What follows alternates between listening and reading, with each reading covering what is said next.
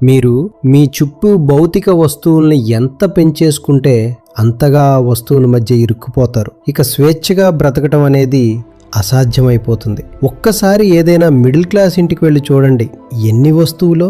పైగా ఆ ప్రతి వస్తువుని చూసుకోవాలి. మీరు ఒక విషయం గమనించట్లేదు, మీరు ఆ వస్తువులకి యజమానులు కాదు, ఆ వస్తువులే మిమ్మల్ని బానిసల్ని చేసుకున్నాయి. ఒక్కసారి మిమ్మల్ని మీరు ప్రశ్నించుకోండి, అంత పెద్ద డైనింగ్ టేబుల్ మీకు నిజంగా అవసరమా?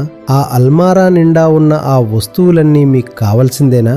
బహుశా అవసరమే కావచ్చు, లేదా కాకపోవచ్చు. నేను చెప్పేది ఏంటంటే, ఫస్ట్ ఆ చెత్తనంతటినీ తగ్గించండి, వస్తువుల్ని వదిలించుకోండి.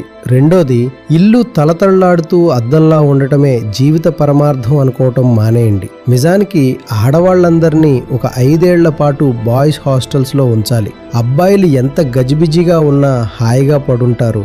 ఆ హైజీన్ స్టాండర్డ్స్ నుంచి వీళ్ళు నేర్చుకుంటారు.